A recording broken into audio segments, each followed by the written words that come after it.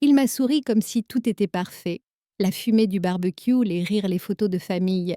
Mais pendant que ses lèvres se posaient sur les miennes, pour les appareils photo, son autre main était en train de faire un virement de 20 000 € à sa maîtresse. Cette trahison ne m'a pas anéantie. Elle m'a réveillée. Je m'appelle Martine Dubois. Et avant de vous raconter comment j'ai fait geler tous ces comptes bancaires, avant même qu'on ne serve le dessert, dites-moi, d'où est-ce que vous m'écoutez ce soir? J'aime tellement savoir où mes histoires voyagent, dans quelle cuisine ou quel salon ma voix vous parvient. Dites-le moi dans les commentaires. Maintenant, revenons à ce dimanche, le jour où tout semblait parfait en surface et où tout a commencé silencieusement à pourrir de l'intérieur. Ce matin-là, le soleil inondait la cuisine, frappant le grand plat de thym provençal qui refroidissait près de l'évier. Je fredonnais une vieille chanson de Véronique Sanson, passant du fourneau au plan de travail, badigeonnant les côtelettes d'agneau comme je le faisais chaque été depuis 22 ans. Luc était déjà dehors, un verre de rosé à la main, tournant sa spatule comme s'il était dans une émission de cuisine. Il avait invité tout le monde, les cousins, les voisins des partenaires d'affaires, le genre de personnes qui pensaient encore que nous étions le couple qui avait tout réussi. Et peut-être pendant un temps c'était le cas. Nous avions bâti une belle vie ensemble. Il dirigeait une entreprise florissante dans le bâtiment et les travaux publics. Moi, je gérais la maison, les comptes, les vacances, les petits détails significatifs qui soudent un mariage. Les gens disaient toujours « Vous avez une chance folle, Martine. Luc vous adore. » Et j'y croyais. Ou peut-être que j'avais besoin d'y croire. Mais dernièrement, quelque chose avait changé. Son téléphone, autrefois négligemment laissé sur la table, était maintenant verrouillé par un code. Il avait commencé à porter une nouvelle eau de Cologne que je ne reconnaissais pas. Et il y avait une douceur dans sa voix, parfois pas pour moi, mais pour quiconque était à l'autre bout de ces appels tardifs qu'il disait être juste pour le travail. Pourtant, j'essayais de faire taire cette voix dans ma tête. Je me disais « Martine, ne sois pas paranoïaque, tu as presque 50 ans, tes enfants sont grands, la vie est belle, ne gâche pas tout avec des soupçons. » À midi, notre jardin ressemblait à une photo de magazine de décoration. Des tables couvertes de nappes à carreaux de la citronnade maison, brillant dans des carafes en verre, la musique jouait doucement dans les enceintes que Luc venait d'acheter. Il aimait que les choses éclairent bien. C'était son obsession, les apparences. Je me souviens m'être essuyé les mains sur mon tablier et être sorti respirant ce mélange de fumée de viande grillée et de maïs. Notre fille Chloé poursuivait son fils avec un pistolet à eau. Mon fils Thomas aidait son père au grill riant comme au bon vieux temps. Pendant un instant, j'ai oublié la tension. Je me suis laissé croire que tout allait bien. Luc m'a regardé et a souri. Ce sourire charmant étudiait celui qui pouvait convaincre n'importe qui. « Chérie, viens par ici. C'est l'heure de la photo de famille, » lança-t-il le bras tendu comme le mari fier qu'il jouait si bien. Je me suis approchée riant pour l'appareil photo. Sa main a trouvé ma taille ferme et familière. Le clic de l'appareil photo nous a figés dans le temps. Heureux, réussi. Puis je l'ai vu. Une vibration discrète sur sa montre connectée. Juste un flash de texte avant qu'il ne s'efface. « Virement reçu, tu me manques déjà. » Mon cœur s'est arrêté. Mon visage n'a pas bougé. Des années à garder contenance en public m'avaient bien entraînée. L'appareil a cliqué à nouveau. Tout le monde a applaudi inconscient. Luc a tourné la tête, déposant un baiser sur ma joue. Pour quiconque regardait, nous étions parfaits. Mais à l'intérieur, quelque chose s'est brisé silencieusement, presque poliment, comme du cristal fin sous pression. Je me suis excusée, je suis rentrée pour vérifier les desserts. Mes mains tremblaient si fort que j'ai dû m'agripper au comptoir pour me stabiliser. Dehors, les rires continuaient. J'étais là debout dans ma cuisine impeccable, réalisant que je vivais à l'intérieur d'une photographie, mise en scène pour que tout le monde l'admire, tandis que derrière le cadre, tout commençait à s'effondrer.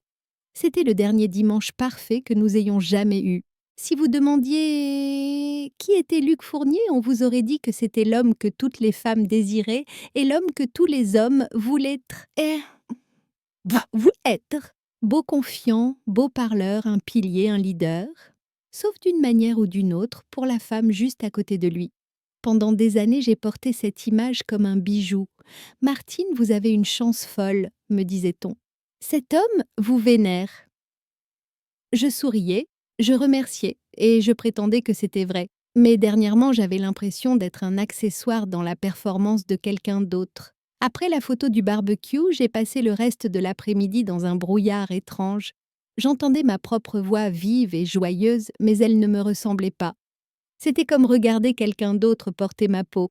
Luc était dans son élément, racontant des blagues près du grill. Il se nourrissait de l'admiration, ce flux constant d'attention. Quand on lui parlait de travail, il souriait. Vous me connaissez toujours sur la brèche. J'ai cette nouvelle expansion qui arrive peut-être même à Dubaï. Dubaï. Ce mot m'a tordu l'estomac. C'était la même ville qui était apparue lors d'un de ses voyages d'affaires il y a quelques semaines. 3 jours partis. Pas de photos, pas de reçus, juste des histoires. Pourtant, j'ai souri.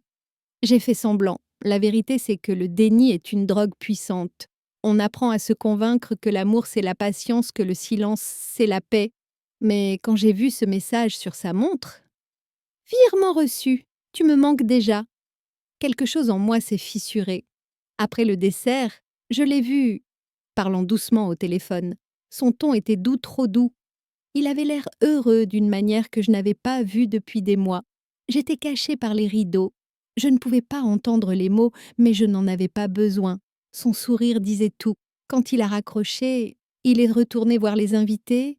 Je me suis retournée vers l'évier, m'agrippant au bord. Martine, ma chérie, ça va. C'était sa sœur Sandrine. J'ai forcé un sourire. Juste fatiguée, tu sais.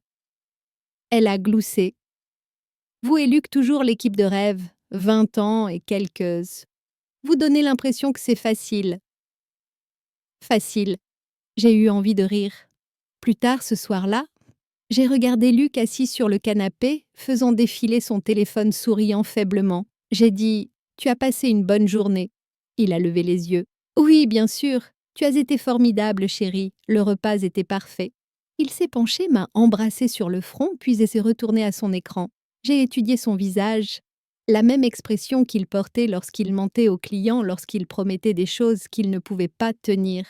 J'avais déjà vu ce regard. Je n'avais juste jamais pensé qu'il le tournerait vers moi. Quand il est se monter, prendre sa douche, je me suis assise à la table de la salle à manger. La maison était silencieuse. J'ai déverrouillé mon téléphone, ouvert notre application bancaire commune, celle que je vérifiais rarement parce que Luc gérait toutes les finances, et il était là. Le même montant que j'avais vu dans ce message. 20 000 €. Envoyé la veille. Bénéficiaire Téléduc. Description.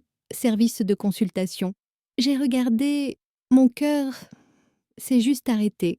J'ai fait défiler l'historique. Il y en avait d'autres, des virements plus petits, toujours nets espacés. Mon corps est devenu froid. La trahison a une température et ce n'est pas le feu, c'est la glace. J'ai fait une capture d'écran, puis une autre, et je les ai imprimées depuis l'imprimante sans fil. Pendant un long moment, je suis restée assise là, écoutant la douche couler à l'étage. Quand Luc est descendu plus tard, il m'a regardée et a dit « Pourquoi es-tu encore levée, chérie ?» J'ai souri faiblement, j'ai plié les papiers et j'ai dit « Je termine juste 2 ou 3 choses. » Il m'a embrassée sur la joue avant d'aller se coucher. Et c'est là que j'ai compris. Parfois, le silence n'est pas une faiblesse, c'est une préparation. Cette nuit-là, je n'ai pas dormi. Je suis restée assise sur le bord de notre lit, le regardant respirer. Je me demandais depuis combien de temps je partageais mon lit avec un étranger. À 3 heures du matin, je suis descendue. J'ai ouvert mon ordinateur portable. Je me suis reconnectée à notre compte joint. Ce n'était pas une seule transaction. Il y en avait 6 toutes au cours des 3 derniers mois. 20 000 € ici, 3 200 là. Le nom T. Le duc apparaissait plus d'une fois. J'ai cliqué sur les détails. Adresse à Dubaï. Dubaï encore. Ma main tremblait. J'ai pris un carnet notant chaque date, chaque montant. La trahison n'arrive pas toujours avec la rage. Parfois, elle arrive avec de la clarté. Froide, calme, chirurgicale. Au lever du soleil, j'avais imprimé les relevés de compte et surligné chaque transaction. Je les ai glissés dans un dossier. Le lendemain matin, Luc, je suis sans. Luc est descendu. Tu es levé tôt, dit-il. J'ai souri. Pas pu dormir. Je me demandais combien de matins j'avais servi le café à un homme qui menait une double vie. Quand il est parti, il m'a envoyé un texto, dîner avec un client, Ne m'attends pas. Je t'aime. Ah mais... Je n'ai pas répondu. J'ai rouvert mon ordinateur. Et cette fois, j'ai vérifié notre compte d'épargne. Et c'est là que je l'ai vu. Il venait de transférer 5 000 € supplémentaires. Cet après-midi-là même, j'ai regardé l'horodatage. C'était pendant notre barbecue familial. Il avait viré de l'argent tout en m'embrassant pour les appareils photo. La cruauté de cette réalisation était précise. J'ai fermé l'ordinateur et j'ai chuchoté. Tu as sous-estimé la mauvaise femme. Le lendemain matin, j'ai appelé notre banque. Bonjour, c'est Martine Dubois. J'aimerais signaler une activité irrégulière sur mon compte. J'ai parlé calmement. La femme a confirmé les virements. Je lui ai demandé de les marquer pour examen citant une fraude possible. Avant de raccrocher, j'ai demandé si je voulais restreindre temporairement l'accès conjoint, que faudrait-il? Madame Dubois, nous pouvons placer un gel temporaire pendant l'enquête. J'ai souri. Parfait, faisons cela. Mais ce soir-là, Luc est rentré plus tard que d'habitude. Il sentait vaguement. Cette même eau de Cologne de Dubaï, il m'a embrassé sur la joue inconscient. La banque a appelé aujourd'hui, dit-il nonchalamment. Ils ont dit qu'il y avait un blocage sur notre compte. Tu sais quelque chose. Je me suis retournée, j'ai rencontré son regard et j'ai dit doucement, je suis sûre que c'est juste un malentendu.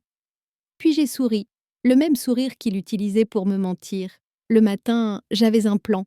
Pas pour la vengeance, mais pour la survie. Ce lundi matin, je me suis habillée, j'ai pris mon sac et je suis allée à la banque. J'attendais à 7h45 le dossier de relevé. Bonjour, j'aimerais parler d'une activité non autorisée. On m'a conduite dans un bureau. Car là, j'ai vu son expression changer. Madame Dubois, je vois pourquoi vous êtes inquiète, dit-elle. Je veux que le compte soit temporairement gelé, lui ai-je dit. Toutes les cartes conjointes suspendues. Elle a hésité. Soupçonnez-vous une fraude? J'ai rencontré son regard. Quelque chose de pire. Elle a hoché la tête. J'ai transféré la moitié de ce qui restait ma part sur un nouveau compte à mon nom seul. Ce n'était pas juste de l'argent, c'était de l'oxygène. Luc a appelé 3 fois avant même que je ne rentre. Je n'ai pas répondu. Il se tenait, la mâchoire serrée. Martine, qu'est-ce qui se passe? Ma carte ne fonctionne pas. Les comptes professionnels sont bloqués. Je suis sortie. Bonjour à toi aussi. Ne joue pas à ça. Ils ont dit que le gel venait de toi. J'ai incliné la tête. Peut-être y a-t-il eu une activité non autorisée.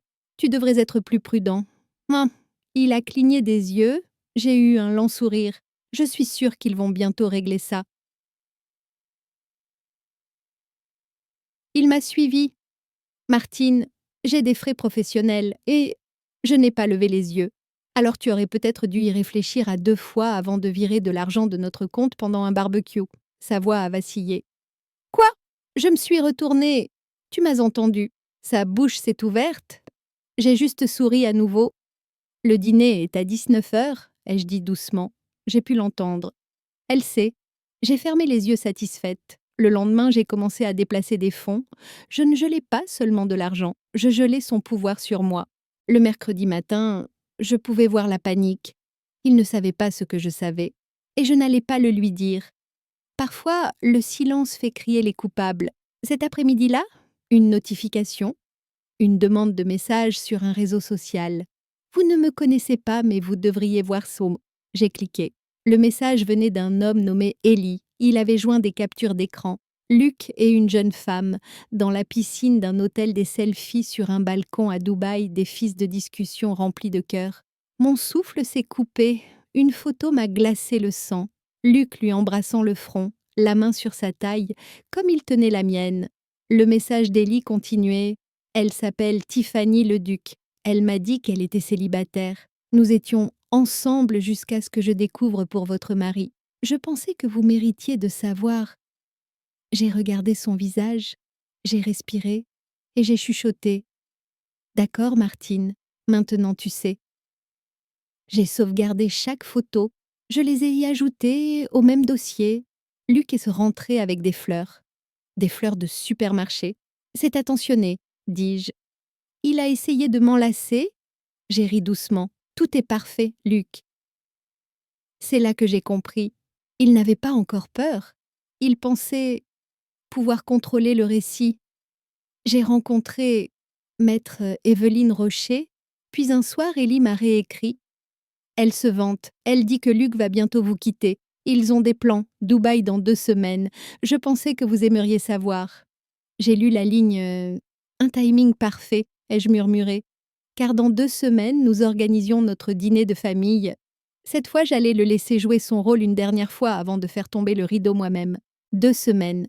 C'est le temps que j'ai attendu. Le soir du dîner de famille, je portais une robe bleu marine, Luc était en bas, allumant les bougies. Tout est parfait, chérie, dit-il. On forme une sacrée équipe, non? J'ai souri. C'est certain. La famille a commencé à arriver. Rires, embrassades, l'odeur du poulet rôti et du clafoutis aux pêches. Chloé, Thomas, Luc jouait l'autre charmant. La prochaine fois, dit-il, on part à Dubaï. Je vais montrer le vrai soleil à Martine. J'ai failli rire. Il ne le voyait vraiment pas venir. Au milieu du dîner, je me suis excusée. J'ai passé un appel. Bonsoir, c'est Madame Dubois. Vous pouvez passer maintenant. 5 minutes plus tard, la sonnette a retenti. J'attends juste 2 invités, ce que tu vas reconnaître, ai-je dit. Sont entrés Monsieur Calvé, notre banquier, et maître Evelyne Rocher. L'expression de Luc a vacillé. J'ai posé une pile de documents. Tu aimes gérer les choses publiquement, Luc? J'ai pensé que nous allions garder cette tradition. Monsieur Calvé, Luc, nous avons reçu l'autorisation de votre femme pour examiner toute l'activité financière conjointe. Il semble y avoir plusieurs virements importants à une mademoiselle Tiffany Leduc. Mes enfants? Maman, murmura Chloé. Le visage de Luc s'est vidé. J'ai fait glisser une des photos, Luc et Tiffany bras dessus, bras dessous à Dubaï. Le travail de consultation a l'air différent de nos jours, ai-je dit. Thomas s'est levé. Papa, c'est quoi ça? Luc a bégayé. Ce n'est pas ce que tu crois. Oh, je pense que c'est exactement ce que c'est. Tu as viré 20 000 € à ta maîtresse en m'embrassant pour les appareils photo lors de notre barbecue. Tu as dépensé nos économies. Il a fini par exploser. Tu m'humilies. Je l'ai regardé. Non, Luc, c'est toi qui l'as fait. Je m'assure juste que les lumières soient allumées. Il a essayé de partir, mais Monsieur Calvé t'a parlé. Vos comptes sont temporairement gelés. Luc s'est tourné vers moi. C'est toi qui as fait ça. J'ai hoché la tête. Avant le dessert, Chloé est partie et tôt. Thomas n'a rien dit. Luc était seul. Tu as construit une maison sur des mensonges, Luc. Ne sois pas surpris quand les fondations cèdent. Puis j'ai pris mon sac et je suis sortie. Derrière moi, j'ai entendu un bruit de verre brisé. Quand je suis partie, je n'ai pas pris grand-chose. Juste mon sac et la paix. J'ai conduit jusqu'à chez ma fille. Chloé m'a serrée dans ses bras. Tu es en sécurité ici, maman. Oh, c'était tout ce que j'avais besoin d'entendre. Les jours suivants, j'ai contacté Maître Rocher et nous avons entamé la procédure de séparation. J'ai appris que la moitié de tout ce qu'il avait construit portait encore mon nom, y compris les comptes professionnels. Luc a essayé d'appeler. D'abord la colère. Tu ruines tout ce que nous avons construit, puis la culpabilité. Martine, on peut arranger ça, ça ne voulait rien dire. Mais si... Et enfin le désespoir. S'il te plaît, ne me fais pas ça. Ah, 1 semaine plus tard, je l'ai rencontré au cabinet de l'avocat. Il avait l'air plus petit. Il a dit « J'ai fait une erreur ». Je l'ai regardé.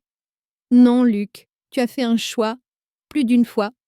Il n'y avait plus de colère en moi. Tu voulais le contrôle, Luc, mais le vrai pouvoir, c'est la paix. Et j'ai enfin la mienne. » Maître Rocher a fait glisser les papiers. J'ai signé. Il a hésité. J'ai loué une petite maison en bordure de la Loire. Le premier matin, j'ai regardé le soleil se lever sur l'eau. Pour la première fois, j'étais juste Martine. Quelques semaines plus tard, une lettre de la banque. L'enquête était terminée. J'allais être remboursée pour chaque centime. Ellie m'a recontactée. Quant à Tiffany, elle a disparu. Des mois plus tard, j'ai organisé un petit barbecue.